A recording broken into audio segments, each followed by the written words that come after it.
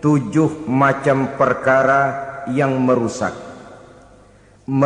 akidah dan keimanan, merusak amal perbuatan yang sudah kita kerjakan, merusak sendi-sendi kehidupan sosial, pendek kata merusak segala hal di dalam kehidupan kita. Jauhilah olehmu 7 macam perkara yang merusak.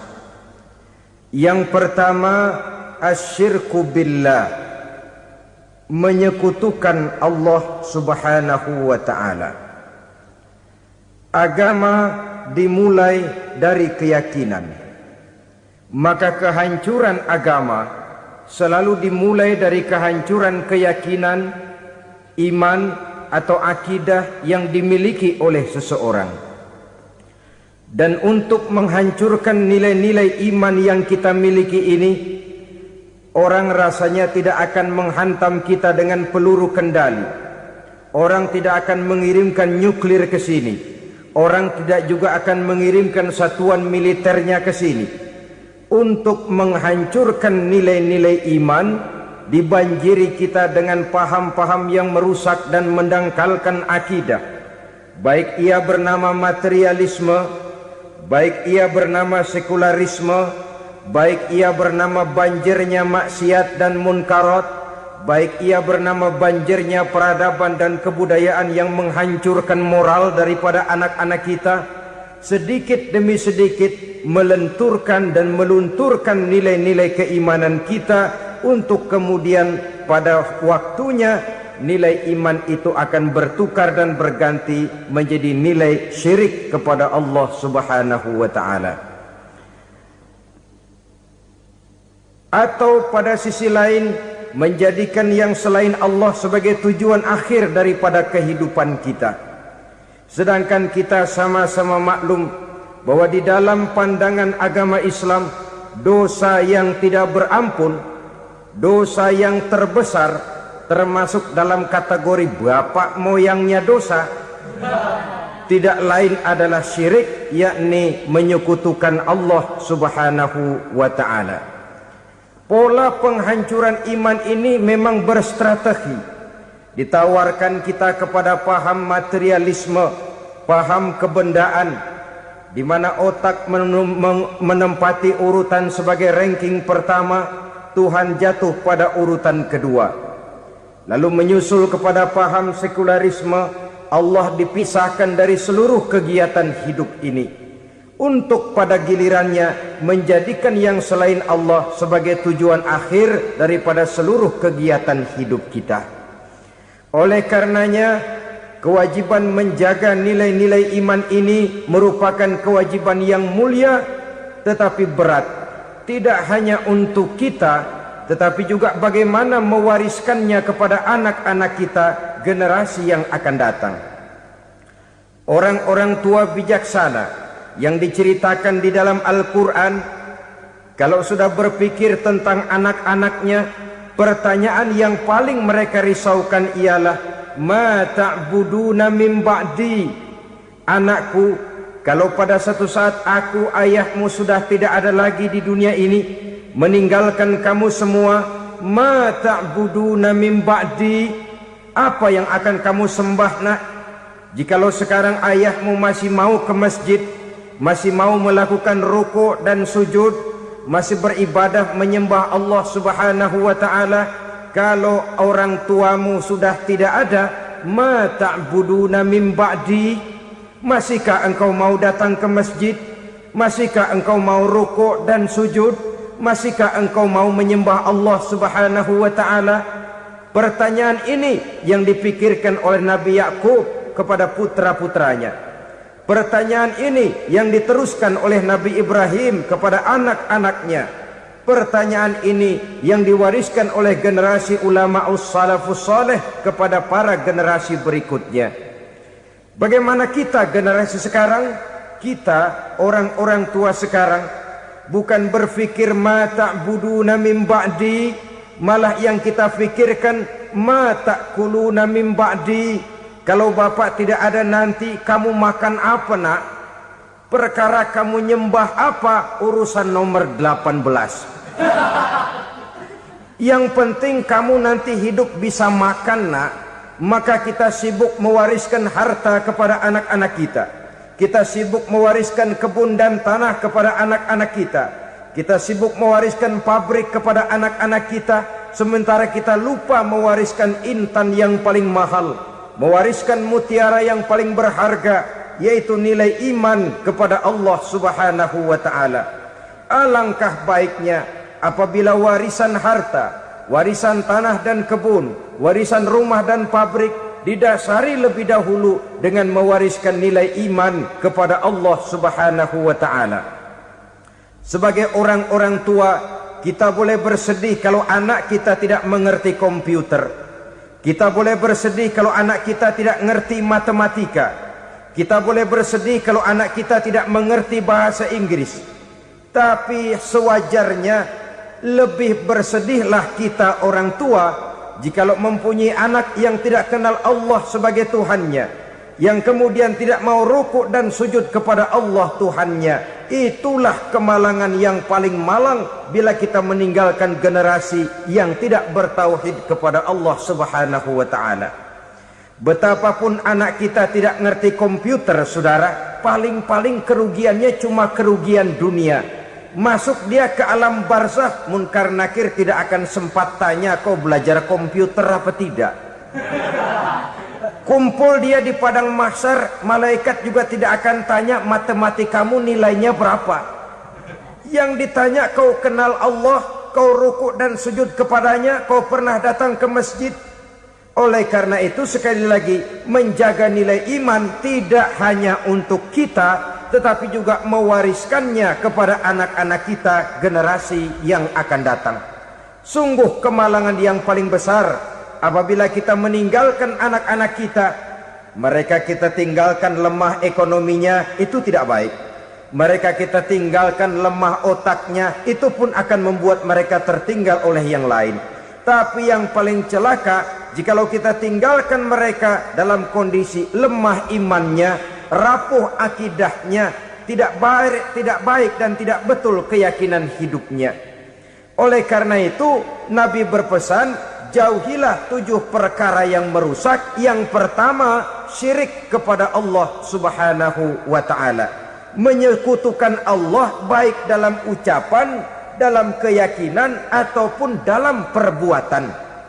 Ini perkara pertama yang termasuk 7 perusak besar di dalam kehidupan. Kalau sudah jatuh kita ke lembah syirik, bagaimanapun banyak kebaikan yang kita kerjakan, berjiwa sosial, bertangan pemurah, gemar menolong orang lain, kalau memang dasarnya syirik, maka seluruh kebaikan kita akan hancur, tidak akan ada nilainya dalam pandangan Allah Subhanahu wa ta'ala. Dalam pandangan manusia, mungkin kita dicatat sebagai orang sosial, gemar menolong orang lain, tidak berpangku tangan melihat orang yang mendapat kesulitan, tapi oleh karena dasarnya syirik, dasarnya tidak mentauhidkan Allah, maka seluruh nilai kebaikan yang kita kerjakan tidak akan ada nilainya dalam pandangan Allah Subhanahu wa ta'ala. Maka jagalah iman kita jangan sampai dihinggapi penyakit syirik yang bagaimana kecilnya sekalipun. Sekali lagi, baik syirik dalam bentuk ucapan, syirik dalam bentuk keyakinan, sampai kepada syirik dalam bentuk perbuatan, kita berhindar kepada sifat-sifat yang sedemikian itu. Karena apa? Dalam satu ayat Quran Allah Subhanahu wa ta'ala menjelaskan, innallaha la yaghfiru ayyushraka bih wa yaghfiru ma duna dzalika liman yasha. Allah tidak akan memberi ampun kepada orang-orang yang menyekutukannya, tapi Allah masih mau memberikan ampun kepada dosa-dosa yang selain itu bagi orang-orang yang dikehendakinya. Dosa selain syirik, apabila kita bertaubat, Allah masih mau mengampuni. Tapi kalau sudah jatuh ke tempat syirik, itu sudah dosa yang tidak berampun. Taubatnya tidak lain melepas syirik, kembali kepada tauhid, berkeyakinan bahwa hanya ada Allah Subhanahu wa ta'ala, Tuhan satu-satunya, yang lam yalid walam yulad walam yakul lahu kufuwan ahad. tidak beranak, tidak pula diperanakkan, dan tidak satu pun yang dapat menyerupai Tuhan Allah Subhanahu wa ta'ala. Saudara-saudara kaum muslimin rahimakumullah, bahwa kita di zaman sekarang memang tidak menyembah berhala, ya. Bahwa kita tidak berterang-terangan mengatakan Tuhan lebih dari satu, memang. Bahwa kita tidak berkeyakinan Tuhan itu punya anak atau diperanakkan, tentu. Tapi dalam perbuatan dan i'tiqad kita kadang-kadang jatuh tanpa kita sadari ke tempat yang bernama syirik ini. Oleh karenanya, di zaman di mana teknologi makin canggih, di mana kemajuan pembangunan makin menjangkau berbagai aspek kehidupan, diperlukan keseimbangan antara kemajuan fisik material dengan kemajuan mental spiritual. Apabila tidak ada keseimbangan yang terwujud, tentulah kepincangan yang diawali dengan pincangnya cara kita berpikir, sehingga pada akhirnya akan mengarah kepada pincangnya cara kita berbuat dan bertindak di dalam kehidupan kita. Oleh karena itu Nabi berpesan, jauhilah sifat syirik, karena syirik merupakan dosa yang teramat besar. Ini sifat merusak yang pertama. Yang kedua kata Nabi, wasihra, jauhilah sihir. Sihir ini juga termasuk perkara yang merusak kehidupan. Kita semua sama-sama maklum bahwa sihir sebenarnya bukan persoalan baru.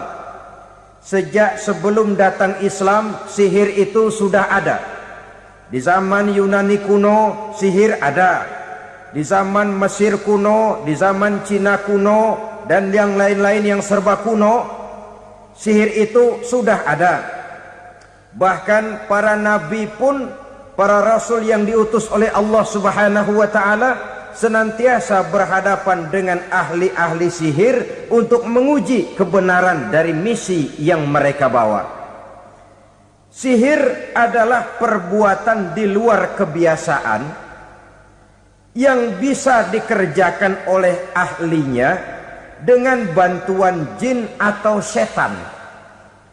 Hukum mempelajari sihir adalah haram, mengamalkannya lebih haram lagi. Sebab itu saudara-saudara, sihir merupakan perbuatan merusak yang harus kita jauhi. Ciri-ciri daripada perbuatan sihir, pertama, ia mengandung tipuan, bayangan khayal. Di zaman Nabi Musa misalnya, orang melihat tambang-tambang itu seperti ular. Nabi Musa melayangkan tongkatnya menjadi ular-ular besar yang memakan ular-ular kecil ciptaan tukang-tukang sihir Fir'aun tadi. Lalu sihir bisa terjadi dengan bantuan jin kafir atau setan. Kemudian ciri yang ketiga, sifatnya halus dan tersembunyi. Taruh kata ada seorang ahli sihir yang mempergunakan ayat-ayat Quran sebagai jompa-jampe, sebagai baca-bacaan, itu cuma sekedar kedok. Tujuannya tidak lain menjadikan agama sebagai ketok untuk membenarkan cara yang dimurkai oleh Allah Subhanahu wa ta'ala.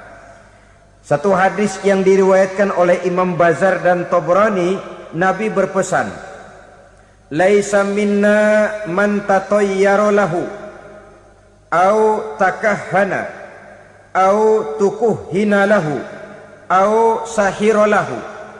Tidak termasuk ke dalam golonganku, kata Nabi. Tidak termasuk umatku. Siapa mereka? Man tatayyara lahu, orang yang bertatoyur. Apa tatoyur itu? Dari kalimat toyaro, artinya terbang. Toir biasa diartikan dengan burung. Tatoyaro percaya kepada suara-suara burung. Man tatayyara lahu, mempercayai, meyakini dengan benar-benar kepada suara beburungan. Kan suka ada itu, nah bunyi burung tuh, maling liwat. Maling liwat.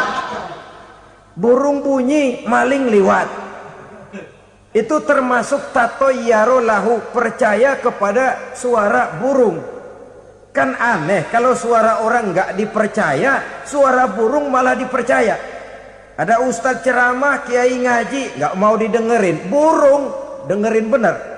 Nah, suaranya dari sebelah mana? Belah kulon. Nah, itu tandanya ano. Habis dihitung-hitung. Itu termasuk tatoyaro lahu. Au takahana, atau bertenung, au tukuhina, atau minta ditenungkan, au sahirolahu, atau melakukan perbuatan sihir, atau minta disihirkan. Laisa minna, tidak termasuk ke dalam golonganku, kata Nabi. Sehingga dengan demikian saudara-saudara, menghadapi sihir dengan sihir sekalipun termasuk perbuatan yang tidak diajarkan oleh agama. Kita kan mempelajari sihir untuk jaga diri, tidak apa-apa. Yang dilarang mengamalkannya, dilarang juga mempelajarinya. Sebab orang kalau sudah mengetahui, biasanya lalu terangsang untuk mencoba. Kalau percobaannya berhasil, biasanya terangsang untuk coba lagi dan coba lagi. Pada akhirnya ketagihan, lalu beralih menjadi profesi, apalagi itu nanti bisa mendatangkan hasil uang. Saudara-saudara kaum muslimin rahimakumullah, kita manusia makhluk nyata. Kita hidup di alam nyata, terikat oleh sunnatullah, causality. Oleh karenanya, bagi kita keyakinan yang penuh, keikhlasan di dalam bertuhankan Allah, penyerahan diri sepenuhnya hanya kepadanya, itu sudah merupakan obat penangkal yang sangat ampuh agar kita tidak terkena penyakit-penyakit yang dibuat oleh setan dan para pembantunya. Sehingga beberapa ayat Quran mengajarkan, misalnya a'udzu bikalimatillahi tammati min syarri ma khalaq, atau bismillazi la yadurru ma'asmihi syai'un fil ardi wala fis sama, dengan menyebut nama Allah yang tidak bisa mendatangkan bahaya sedikit pun dari baik yang datang dari langit maupun yang datang dari bumi. Jiwa yang kosong dari keyakinan yang penuh kepada Allah, jiwa yang penuh was-was dan ragu-ragu, itu yang mudah terserang oleh penyakit-penyakit yang dikerjakan oleh para tukang-tukang sihir, yaitu oleh setan dan seluruh para pembantunya. Kemudian hadis kedua yang diriwayatkan oleh Imam Ibnu Hibban, Nabi bersabda, la yadkhulul jannata mudminu khamrin wala mu'minu bisihrin wala qati'u rahmin. Tidak masuk surga. Ini Nabi yang bilang, tidak masuk surga. Siapa itu? Pertama, mudminu khamrin, orang yang berkekalan dalam mabuk. Selalu mudminun itu sudah menjadi perbuatan rutinnya, tidak kapok-kapoknya, teler seumur hidup. Mudminu khamrin, tidak masuk surga orang yang selalu bermabuk-mabukan. Yang kedua, wala mu'minu bisihrin, orang mukmin tapi main sihir. Ini juga oleh Nabi diperingatkan, tidak akan masuk surga orang mukmin tapi suka main sihir. Wala qati'u rahmin, dan tidak juga orang yang memutuskan silaturahmi. Tiga macam manusia yang diperingatkan Nabi tidak akan masuk surga: orang yang selalu mabuk, orang mukmin yang main sihir, dan orang yang memutuskan silaturahmi. Saudara-saudara kaum muslimin rahimakumullah. Lalu orang berkata, kenapa dilarang kita bersihir? Padahal Rasul sendiri kan punya mukjizat. Nah, kita memang harus membedakan antara mukjizat dengan sihir. Dalam kehidupan agama kita kenal ada yang namanya mukjizat, Ada yang namanya karomah atau keramat biasa diucapkan, ada yang namanya maunah, ada yang namanya irhas, ada juga yang namanya sihir. Kesemuanya ini berbeda, saudara-saudara. Yang dinamakan mukjizat itu khusus untuk para rasul saja. Satu kejadian luar biasa yang terjadi dilakukan oleh Rasul atas izin dari Allah Subhanahu wa ta'ala. Perbedaannya dengan sihir jelas. Sihir dari setan, mukjizat dari Allah. Sihir bisa dipelajari, mukjizat tidak. Sihir umumnya untuk maksud-maksud yang tidak baik, sedangkan mukjizat untuk memperkuat kebenaran yang disampaikan oleh para rasul dan ditentang oleh umatnya. Bahkan kafir Quraisy dahulu menganggap orang-orang ahli sihir itu berada dalam satu posisi yang hina, sehingga mereka mengatakan dan menuduh Nabi Muhammad sebagai tukang sihir. Tuduhan sebagai tukang sihir adalah tuduhan yang sangat aib dan hina. Di tengah masyarakat kufar jahiliyah, kedudukan tukang sihir dipandang sebagai kedudukan yang hina, sehingga mereka mengejek Nabi dengan sebutan tukang sihir. Jadi mukjizat hanya untuk Rasul saja. Kemudian karomah. Karomah ini asal kata dari karoma, kehormatan, kemuliaan yang diberikan Allah kepada hamba-hambanya yang rajin mendekatkan diri kepadanya. Oleh karena ketekunannya melaksanakan ibadah, Allah memberikan keistimewaan kepada orang itu, yang dengan keistimewaannya dia bisa mengerjakan yang tidak bisa dikerjakan oleh orang lain. Karomah hanya bisa dicapai dengan prestasi ibadah.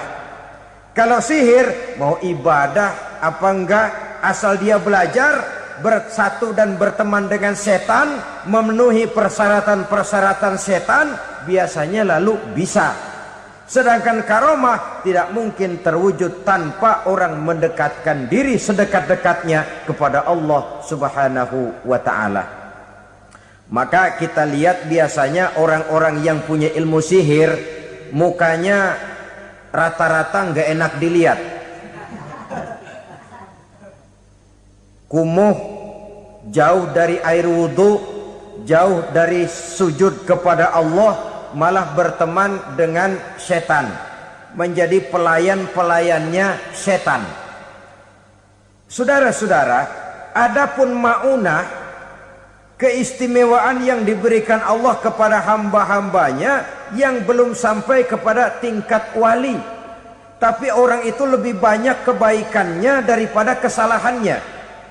Umpamanya, saudara jalan bertiga di pinggir jalan, saudara ada pada posisi di tengah, lalu bertiga ini ketabrak mobil. Menurut perhitungan saudara mati lebih dahulu, tapi terjadi hal yang aneh, dua teman saudara mati, saudara malah cuma luka dan lecet sedikit saja. Apa itu? Kalau kita lebih banyak kebaikannya daripada kesalahannya, itu yang dinamakan maunah, pertolongan yang diberikan Allah kepada hamba-hambanya yang lebih banyak kebaikannya daripada kesalahannya.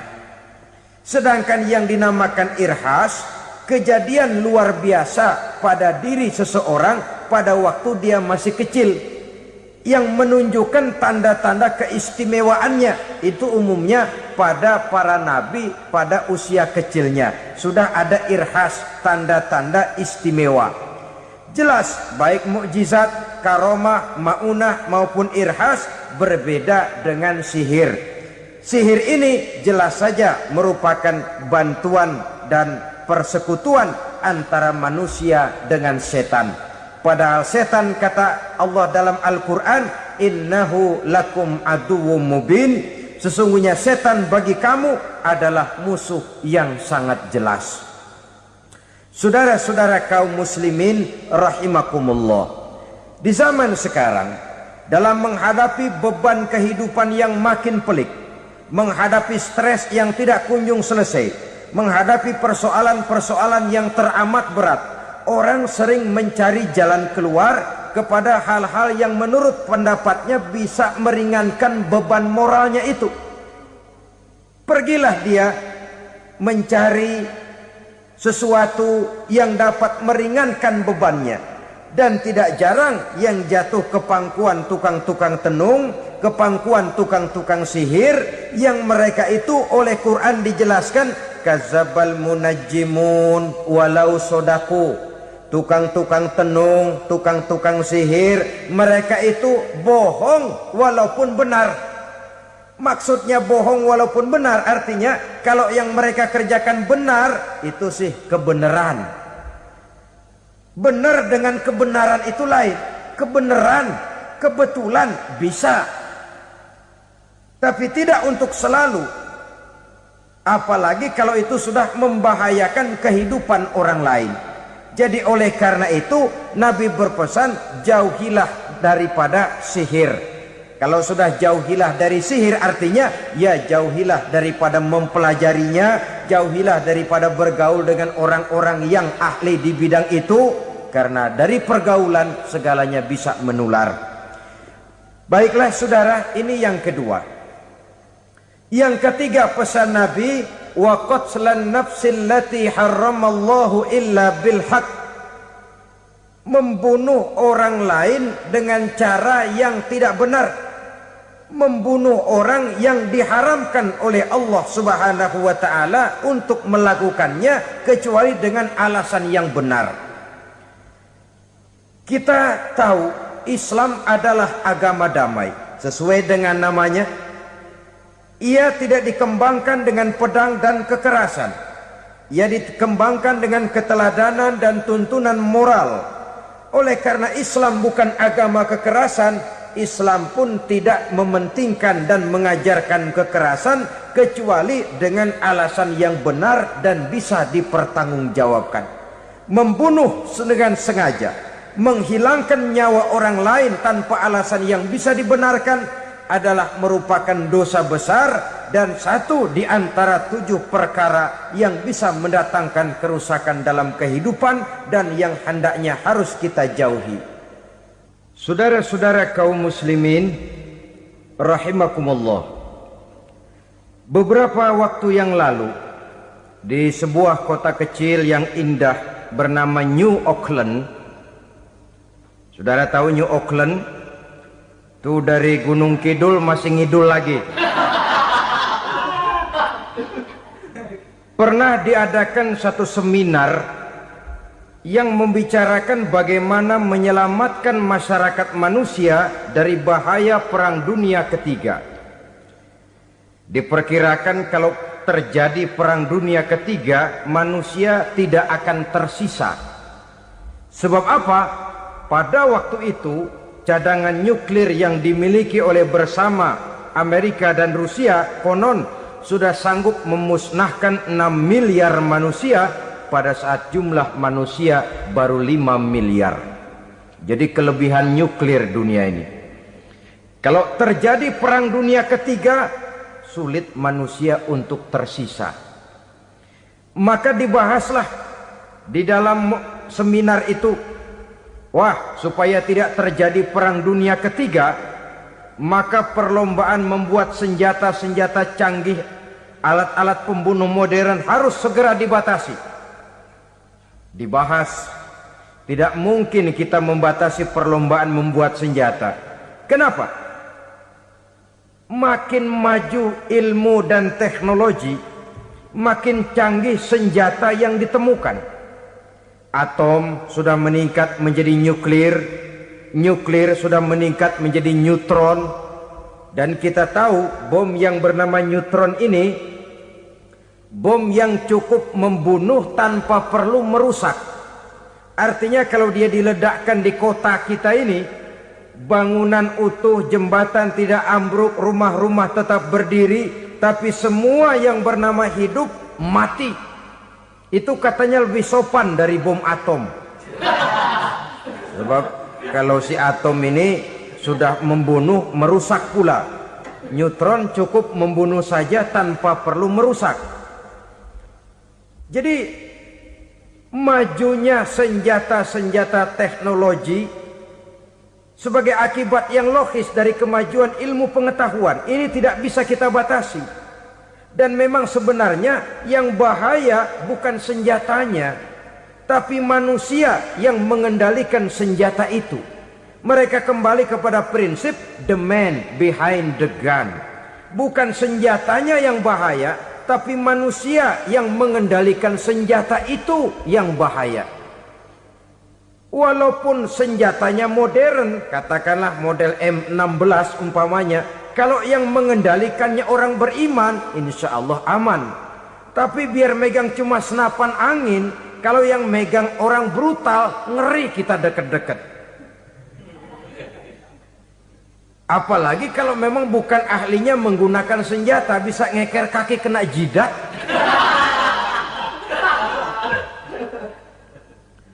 Mereka kembali kepada prinsip lama yang tetap baru. Bukan senjatanya yang harus dibatasi, manusia yang mengendalikan senjata itu yang perlu dibicarakan. Nah, kalau begitu, agar manusia tidak mempergunakan senjata sewenang-wenang, apa yang harus kita lakukan? Ya, manusianya harus bermoral. Ya, tapi moral yang mana? Di dunia ini banyak ajaran tentang moral. Itu pun mudah saja. Di sini kan kita undang saja ahli dari berbagai agama untuk membicarakan konsep perdamaian menurut agamanya masing-masing. Baik, setuju itu? Setuju. Maka tampillah para ahli agama, mereka kembali kepada prinsip moral daripada konsep yang terkandung di dalam ajaran agama untuk menegakkan perdamaian. Mula-mula naiklah ahli dari agama Hindu, dibacakan konsep perdamaian menurut ajaran agama Hindu, bahwa untuk damai manusia harus meninggalkan nafsu keduniaannya, menempuh samsara dan sebagainya untuk mencapai nirwana, menjauhi kemegahan dan kemewahan dunia. Ini lalu dibahas, rasanya juga tidak mungkin ini. Kemudian dari agama Nasrani, bahwa untuk damai manusia harus menciptakan sifat kasih sayang. Kalau ditampar pipi kiri, berikan pipi yang kanan. Kalau diberikan selendang, berikan baju. Nanti orang kasihan, lalu dia tidak akan nampar lagi. Ketika ini dibahas, ternyata rasanya pun tidak mungkin bisa diterima. Karena apa? Di zaman sekarang orang ditampar pipi kiri, dikasih pipi kanan. Bukan kasihan, gemes. Damai belum tentu, bonyok udah jelas. Lalu ketika dibacakan konsep perdamaian menurut Quran, di mana disampaikan ayat wa jazaa'u sayyi'atin sayyi'atun misluha faman afa wa aslaha fa ajruhu 'ala Allah. Balasan terhadap satu kejahatan adalah kejahatan yang seimbang, tetapi barang siapa yang memberi maaf dan mencari jalan damai, itulah yang terbaik dan akan mendapat pahala dari Allah Subhanahu wa taala. Kamu tidak salah ditampar pipi kirimu, tampar lagi pipi kirinya sekeras dia menampar pipi kirimu. Nanti orang tidak mau menampar kita karena dia tahu kalau dia tampar kita, dia akan menderita tamparan sekeras dia menampar kita.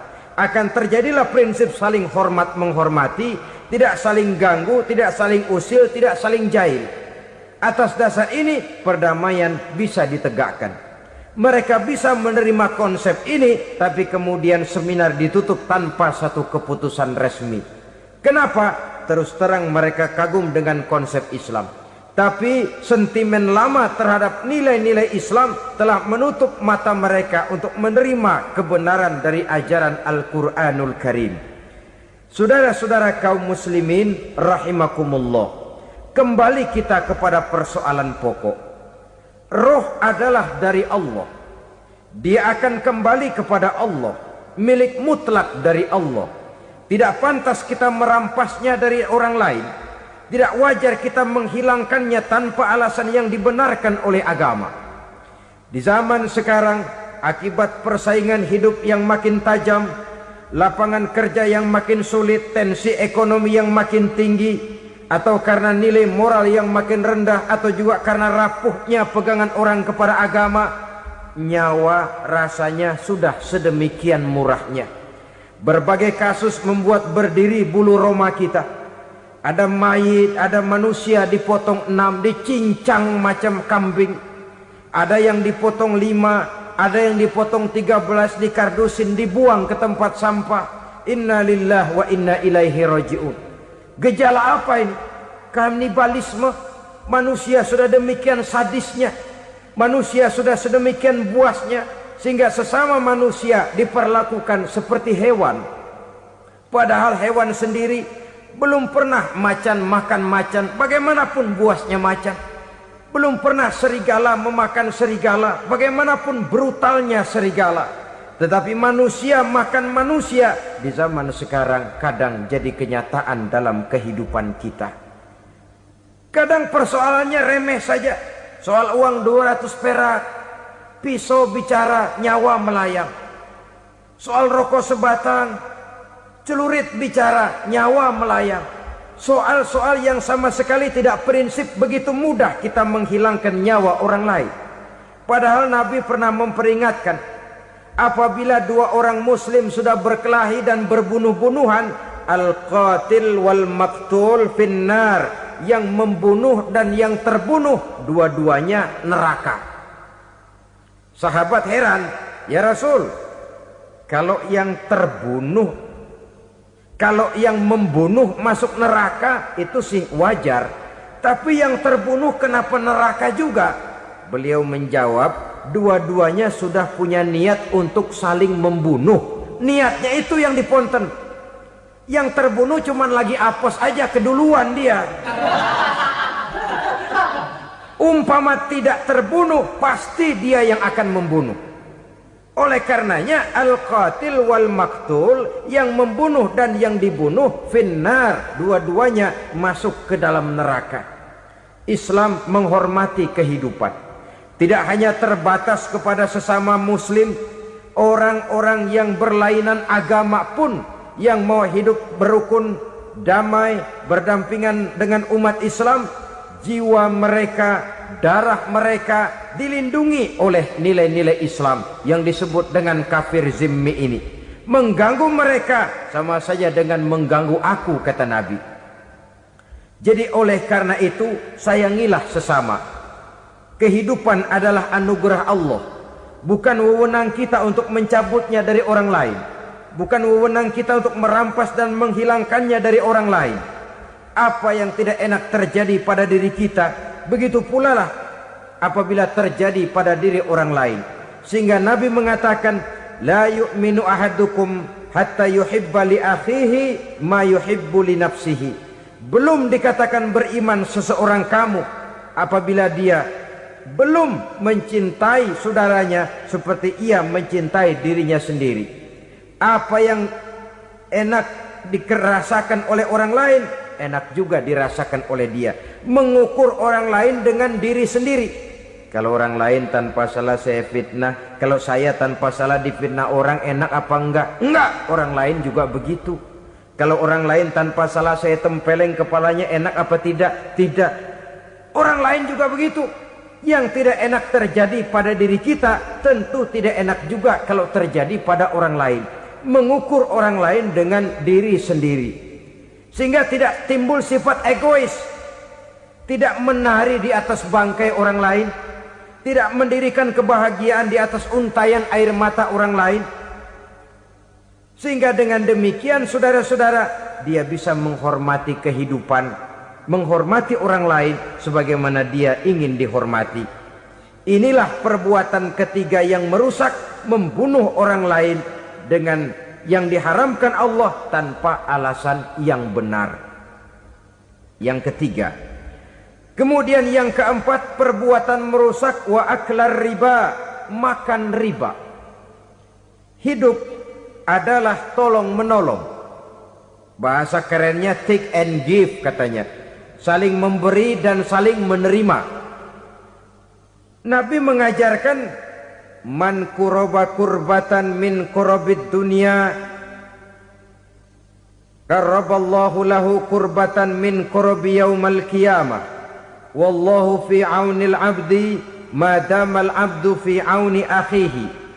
Siapa yang meringankan beban dari beban-beban yang dirita seseorang di dalam kehidupan dunia, Allah akan meringankan bebannya daripada beban-beban yang harus dipikulnya di hari kiamat nanti. Wallahu fi aunil abdi madamal abdu fi auni akhihi. Allah senantiasa akan menolong seorang hamba selama hamba itu masih mau menolong saudaranya. Allah selalu akan menolong seorang hamba selama hamba itu masih mau menolong saudaranya.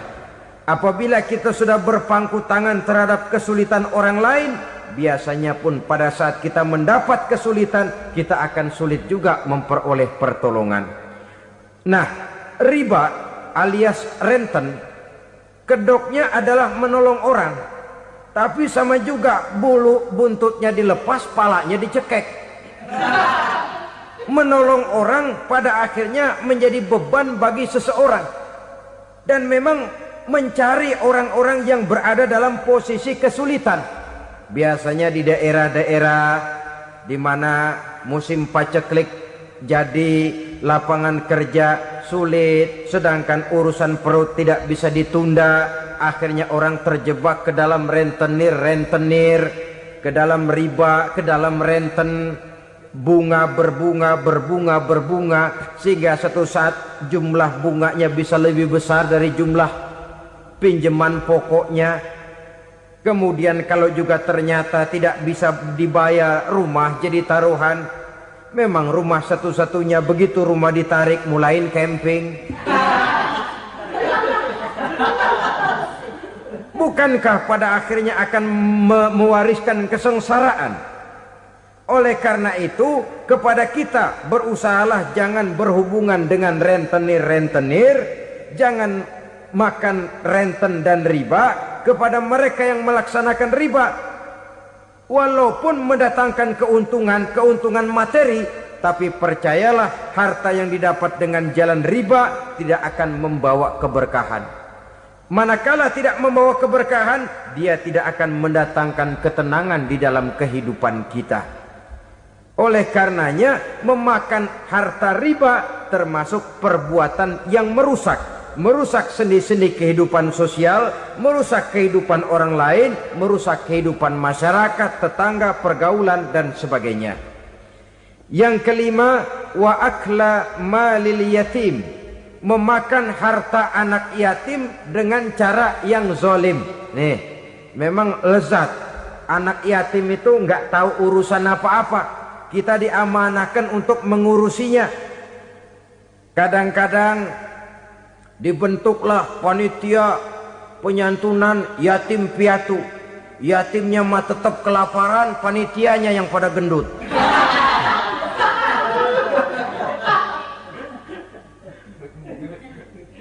Padahal memakan harta anak yatim termasuk perbuatan dosa besar. Dan menjantuni yatim merupakan perbuatan mulia. Nabi mengatakan, ana wa kafilul yatim kahataini yaumal qiyamah.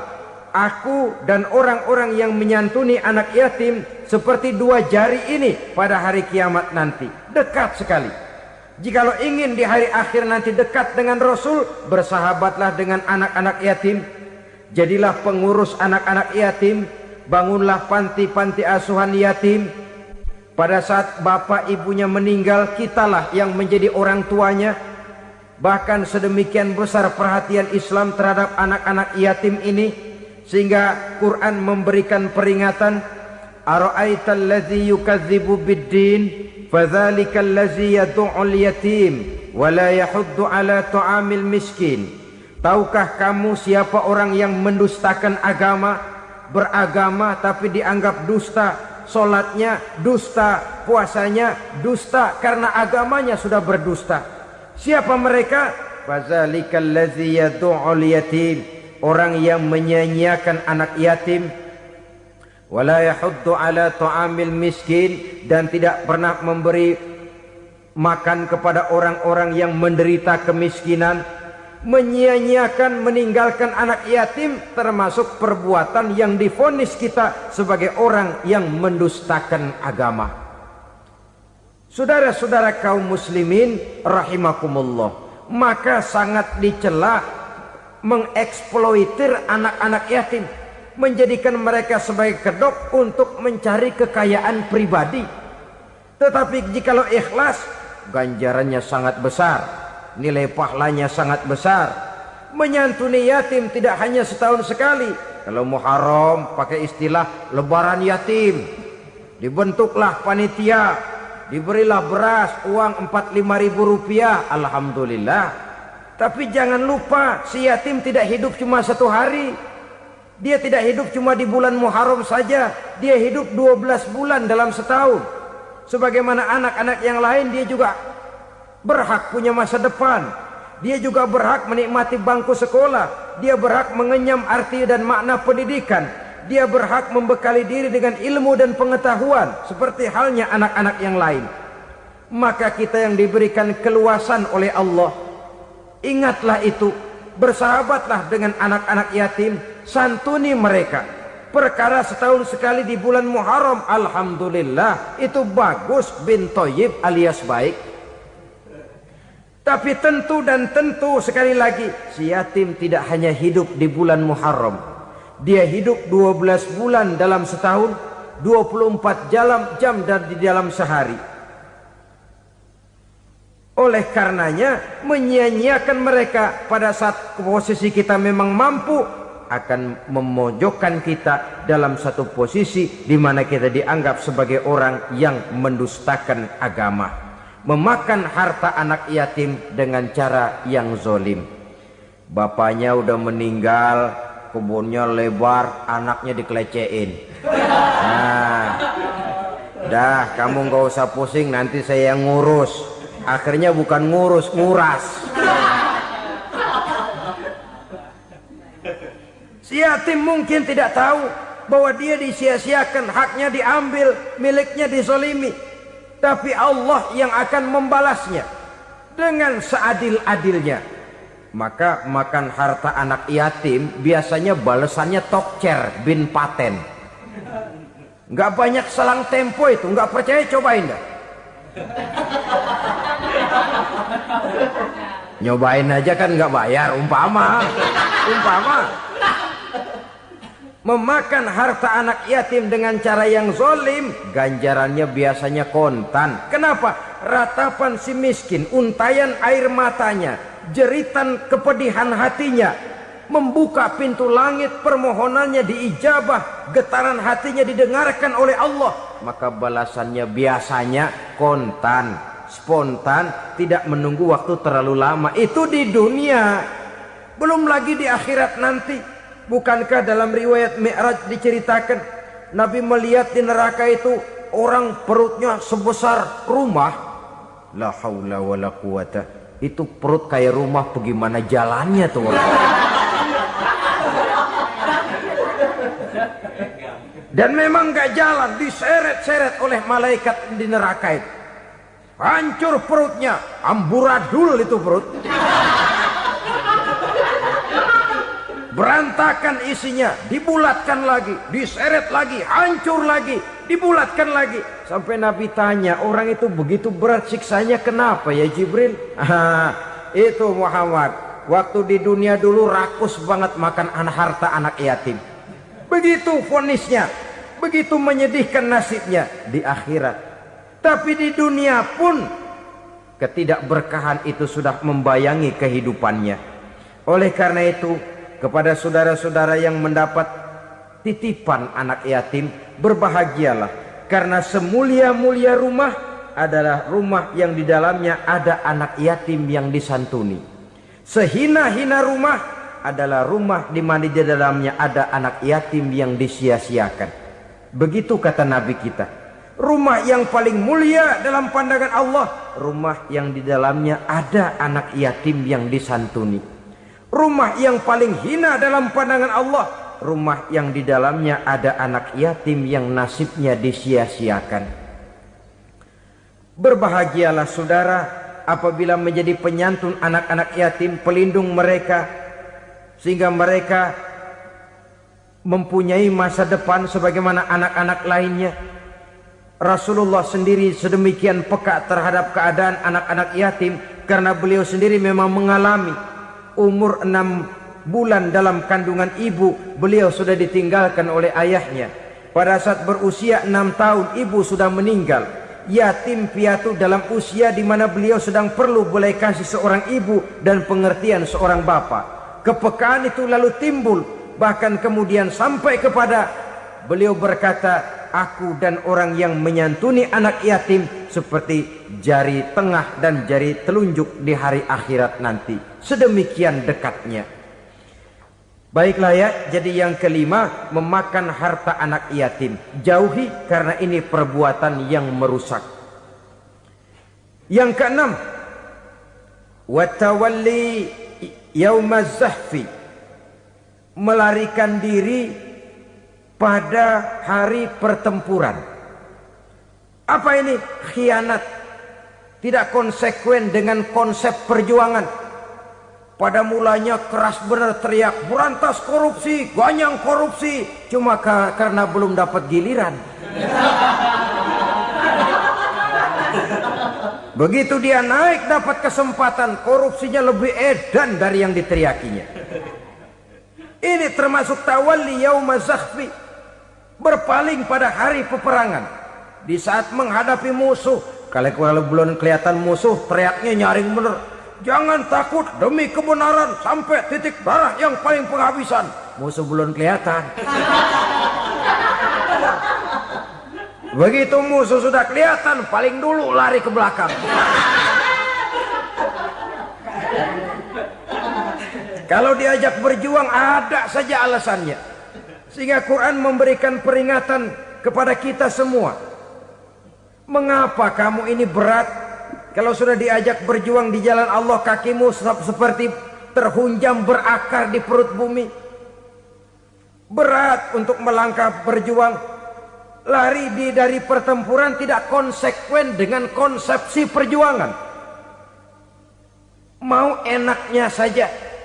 Dalam kondisi yang sulit lalu berpangku tangan.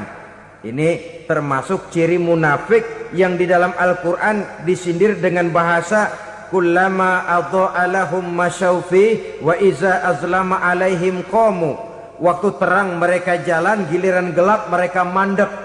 Artinya, maksudnya kalau giliran ada untungnya aja rame-rame teriak Islam. Tapi begitu diminta berjuang, dituntut berkorban, rame-rame mundur. Waktu dilihat di Islam ada untungnya, rame-rame teriak Islam. Pak, saya Islam banget, Pak. KTP saya Islam, Pak. Pokoknya Islam banget dah. Tapi ketika diminta berjuang, dituntut sedikit berkorban, rame-rame mengundurkan diri. Tahun 65 PKI berontak. Waduh, waktu itu jadi orang Islam untung itu. Nggak dikejar-kejar, aman. Masjid rame, mobil-mobil mewah parkir di depan musola dan masjid. Kenapa? Waktu itu asal udah ke masjid aman. Islam selamat, untung. Tapi begitu keadaan aman, yang parkir di musola sepeda butut melulu.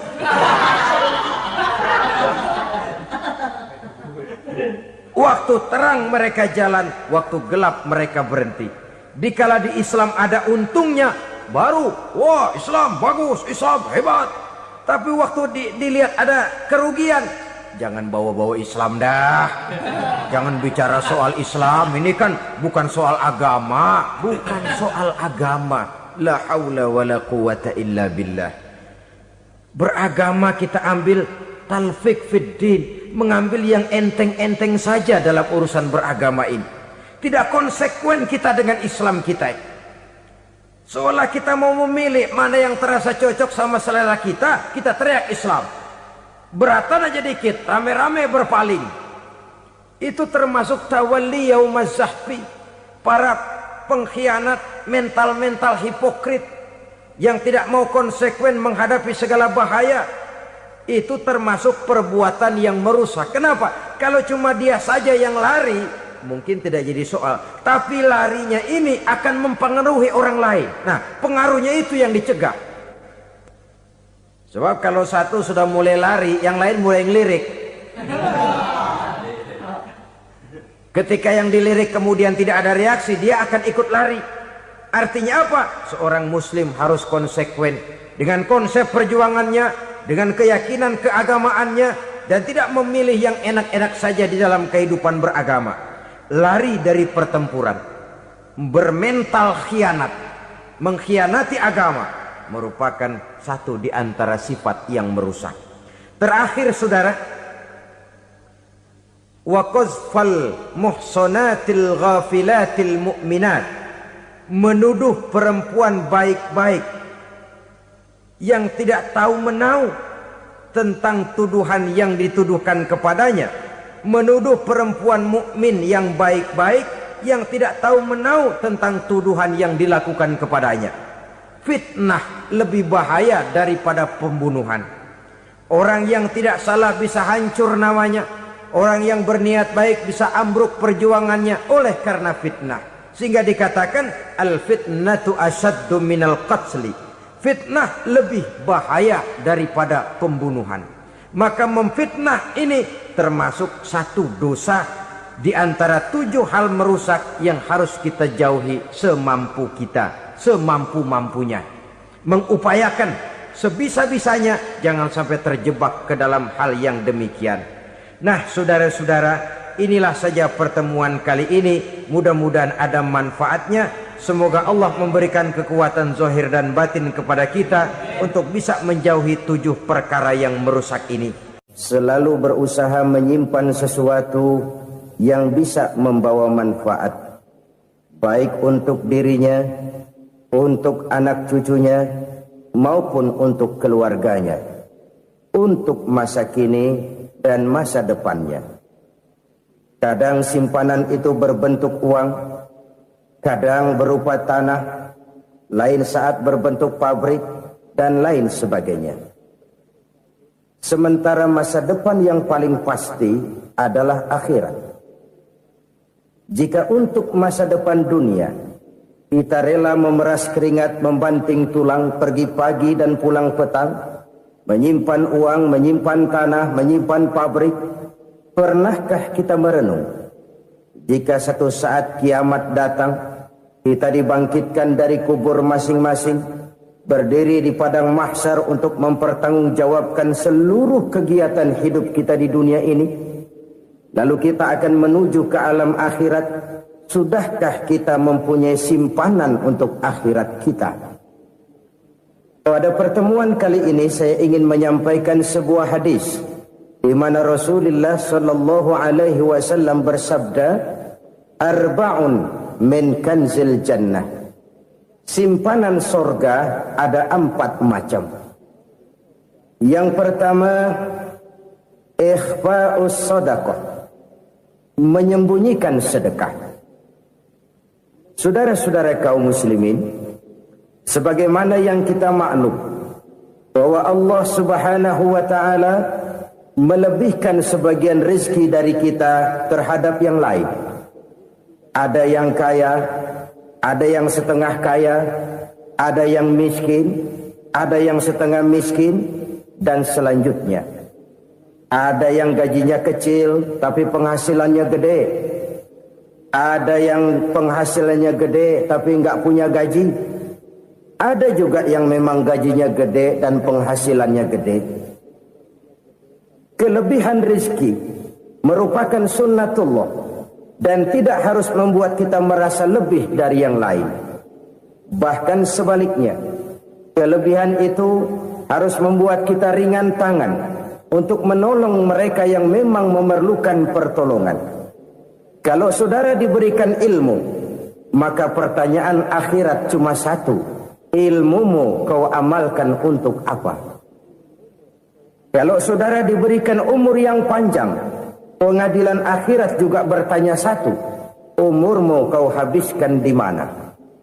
Tapi kalau saudara diberikan harta, pengadilan akhirat akan bertanya dua. Hartamu kau dapat dari mana? Kau belanjakan kemana? Dari mananya ditanya, dan kemananya juga ditanya. Oleh karena kita akan dimintakan pertanggungan jawab, maka amanah yang bernama harta ini harus kita gunakan dengan sebaik-baiknya. Ada penggunaan yang merupakan kewajiban, itu zakat namanya. Ada penggunaan yang sewaktu-waktu, itu infak namanya. Ada yang lebih sewaktu-waktu lagi, dan itu sedekah namanya. Zakat dia terikat oleh haul dan nisab, oleh putaran batas waktu dan ukuran dari harta itu sendiri. Sedangkan infak terikat oleh situasi dan kondisi perekonomian seseorang. Sedangkan sedekah tidak terikat dengan apapun. Dalam kondisi seperti apapun kita bisa melakukan sedekah dengan yang terkecil sekalipun. Sampai-sampai Rasulullah SAW mengajarkan, la tahkiranna minal ma'rufi syai'an walau an talqa akhaka biwajhin talik. Atau ada hadis, tabassumuka fi wajhi akhika laka sedekah. Senyumanmu kepada temanmu adalah sedekah. Jadi untuk melakukan sedekah tidak harus dalam berbentuk uang. Dengan ilmu kita bisa sedekah. Dengan tenaga kita bisa bersedekah, dengan pikiran kita bisa bersedekah, bahkan senyum kepada teman itu pun sedekah. Jadi kalau sedekah dengan uang memang belum punya uang, nyengir aja banyakin. Itu asal pada tempatnya, jangan lalu ketemu tiang listrik cengengesan. Tentu tidak pada tempatnya dan tidak wajar. Nah, sedekah yang paling dicintai Allah adalah sedekah yang disembunyikan. Artinya jauh dari sifat riya. Dan kadang-kadang ada orang sedekah itu disebutkan namanya. Apa tidak bagus? Kalau memang niatnya ikhlas, ya bagus-bagus saja. Untuk memberikan sugesti kepada yang lain. Di Fulan bin Fulan nyumbang sekian, diumumkan. Boleh kalau niatnya untuk memberikan rangsangan kepada yang lain supaya dia menyumbang lebih besar dari orang tadi. Tapi kalau itu mendatangkan riya, maka sedekah yang paling dicintai Allah adalah sedekah yang disembunyikan. Tangan kiri saja tidak tahu apa yang diberikan oleh tangan kanan. Sedekah yang dilakukan dengan ikhlas akan merupakan perbendaharaan surga. Tersembunyi dari pandangan orang lain, tidak seorang pun tahu.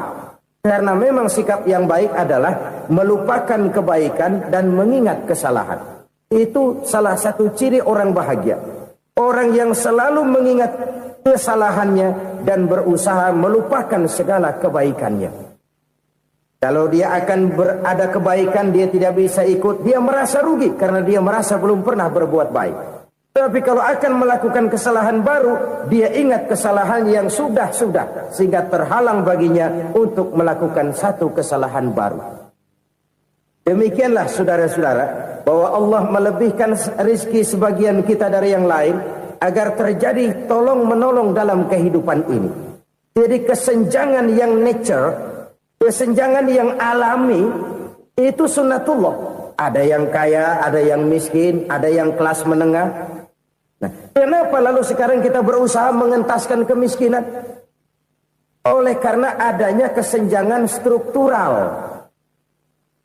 Kalau yang kaya bisa semakin kaya, kenapa yang miskin tidak bisa naik jadi ikut sedikit kaya? Sebab pada dasarnya Islam adalah agama yang sejak turunnya sudah berupaya memerangi kemiskinan. Bahkan dikatakan kemiskinan itu mendekatkan kepada kekufuran. Orang kalau miskin udah dekat banget sama kafir. Gampang menjadi kafir. Berapa banyak saudara-saudara kita yang oleh karena soal perut, oleh karena soal materi, terpaksa meninggalkan dan menanggalkan akidahnya. Menjual petunjuk yang diberikan Allah dengan kesenangan dunia yang cuma sebentar ini. Na'udzubillah, thumma na'udzubillah. Jadi makin kita sembunyikan satu sedekah, semakin banyak perbendaharaan kita di surga. Sedekah yang paling dicintai Allah adalah sedekah yang disembunyikan. Malahan ada seorang sufi, Dia punya kebiasaan kalau pergi sholat Jumat dia bawa uang. Itu uang dia taruh di bawah tikar masjid. Dia niat sedekah kepada siapa saja yang nemuin itu duit. Maksudnya apa? Supaya yang nemuin nggak tahu siapa yang punya duit. Demikian dia saking ingin menyembunyikan sedekahnya. Karena sifat riya itu bisa memakan amal kita sendiri. Riya itu termasuk menyebut-nyebut kebaikan kita. Orang yang suka nepuk dada, sedikit-sedikit ngitungnya kalau enggak gua. Oh, kalau enggak gua tuh yang belas itu kalau enggak gua. Iya, kalau enggak lu kenapa emang? Orang yang suka menepuk jasa. Terus biasanya memang begitu, saudara-saudara. Kalau perang lagi berkecamuk, orang enggak sempat ngaku jadi pahlawan. Tapi begitu perang selesai, yang kagak kenal bedil ngaku pahlawan, Mas. Itu sesuatu yang biasa. Oleh karenanya, orang-orang yang ikhlas dalam bersedekah, disembunyikannya sedekah itu, Allah cinta betul. Malahan ada hadis memberikan jaminan, inna shadaqatal mar'il muslimi tazidu fil umri wa tadfa'u mitatas su'i. Sesungguhnya sedekahnya seorang mukmin tazidu fil umri, bisa menambah umur panjang. Wa tadfa'u mitatas su'i, dan menyelamatkan manusia dari mati secara su'ul khatimah. Jadi siapa yang kepengen panjang umur, banyaklah sedekah. Yang bosan hidup, pelit terus. Sedekah menambah panjang umur dan menyelamatkan manusia dari mati secara su'ul khatimah. Pak, katanya umur itu nggak bisa ditambah, nggak bisa dikurangin. Kapan? Kalau ajal sudah datang. Wa idza jaa ajaluhum la yastakhiruna sa'atan wa la yastaqdimun. Kalau ajal datang tidak bisa dimajukan, tidak bisa dimundurkan. Itu kalau ajal sudah datang. Tidak bisa lagi umur ditambah dikurangi, sudah datang. Tapi kalau belum datang, itu kan haknya Allah. Mau ditambah, mau dikurangi, hak prerogatif Allah. Sebagai pencipta manusia, Allah maha kuasa dan maha mampu. Sedekah ini menambah panjang umur dan menyelamatkan manusia dari mati secara su'ul khatimah. Orang mati kan sama ya, kondisinya mati, nggak nafas. Tapi hakikat mati kan lain-lain. Ada yang mati itu husnul khatimah, baik akhirnya. Misalnya lagi ngaji mati, lagi sholat mati, lagi sedekah mati. Ini yang dinamakan dengan husnul khatimah, baik di akhirnya. Sebaliknya ada yang su'ul khatimah, jelek di akhirnya. Ini yang jadi catatan akhir. Lagi nyekek botol, mampus. Lagi banting kartu, modar. Su'ul khatimah, jelek pada akhirnya. Sedekah menyelamatkan manusia dari mati secara su'ul khatimah. Dan kita semua kepengen mendapat husnul khatimah, jauh dari su'ul khatimah. Oleh sebab itu yang bisa menyelamatkan kita dari penyakit itu antara lain adalah sedekah yang disembunyikan. Yang dikerjakan dengan ikhlas karena Allah. Tidak karena kepengen dipuji orang, tidak karena ingin dikatakan orang pemurah, sebab orang dermawan itu orang yang memberi tanpa harus diminta. Kalau masih harus diminta, ya belum dermawan namanya, masih harus diminta. Kalau nggak diminta ya tulus, lolos, polos. Saudara-saudara kaum muslimin rahimakumullah. Harta adalah amanat dan akan kita pertanggungjawabkan. Allah melebihkan rizki sebagian kita dari yang lain agar kita saling tolong menolong, bantu membantu. Nabi janjikan siapa yang meringankan beban saudaranya muslim di dunia, Allah akan meringankan bebannya di akhirat nanti. Sebuah jaminan dari baginda Nabi. Si orang yang kita bantu barangkali tidak bisa membalas, Allah yang akan membalas lewat jalan lain yang tidak pernah kita sangka-sangka. Ada orang tanya, Pak, ini ada orang nyumbang masjid sambil marah-marah, bagaimana? Saya bilang sumbangannya aja ambil, marahnya jangan. Marahnya jangan diambil, itu urusan dia. Saudara-saudara kaum muslimin rahimakumullah. Umat Islam ini kan umat yang punya potensi besar. Kadang kita merenung, kenapa kadang-kadang pembangunan masjid kok lambat sekali? Kalau hotel hari ini peletakan pertama, bulan depan peresmian. Supermarket hari ini peletakan batu pertama, minggu depan peresmian. Tapi kalau sudah yang namanya masjid, kadang-kadang peletakan batu pertama sekaligus jadi batu terakhir. 3 tahun, 4 tahun, campur nebar jalak di jalanan, duit dijaring kayak ikan sepat. Apa tidak ada orang Islam yang kaya? Banyak. Apa tidak ada pengusaha muslim yang jadi konglomerat? Ada. Lalu yang belum banyak itu yang komit terhadap nilai-nilai agamanya. Akhirnya kita jatuh jadi umat yang lemah. Belum ada pengusaha konglomerat muslim buka pabrik supermi cap beduk misalnya umpamanya atau pabrik kecap cap sorban supaya identitas keislamannya sedikit kelihatan. Kita jatuh jadi umat yang lemah karena potensi tidak terinventarisir dengan baik. Kita ini ibarat kompor yang cuma matengin nasi orang lain. Potensi kita dimanfaatkan oleh orang lain. Ukhuwah Islamiyah kita baru terbatas kepada silaturahmi. Ukhuwah di bidang ekonomi kita lemah. Ukhuwah di bidang kebudayaan kita lemah. Apalagi ukhuwah di bidang politik kita lebih rapuh lagi. Padahal ukhuwah itu adalah totalitas kehidupan manusia. Menyangkut ipolek sosbud. Memerlukan nilai-nilai ukhuwah. Jadi oleh karena itu mari kita menyadari. Di dalam harta kita, walaupun kita yang cari, pergi pagi, pulang sore, peras keringat, banting tulang, di sana ada harta anak yatim. Di sana ada hak masjid. Di sana ada hak pesantren. Di sana ada hak jihad. Berbahagialah seseorang apabila dia oleh Allah dijadikan keran. Keran itu menyimpan air, tapi tidak untuk dirinya, tapi disalurkannya kepada mereka yang memang memerlukannya. Saudara-saudara kaum muslimin rahimakumullah, ini yang pertama. Jadi perbendaharaan surga adalah menyembunyikan sedekah. Orang lain nggak tahu, kita pun nggak pernah ngitung-ngitung. Kita anggap lewat begitu saja, padahal itu deposit akhirat. Satu. Yang kedua, perbendaharaan surga itu apa? Wa kitmanul musibah, menyembunyikan kesulitan. Kadang orang takut menghadapi kesulitan. Tapi makin kita merenung, hidup ini kan sebenarnya urusan. Takut sama urusan ya jangan hidup. Tandanya orang hidup itu kalau punya urusan. Urusan melupakan problem. Problem sering menimbulkan kesulitan.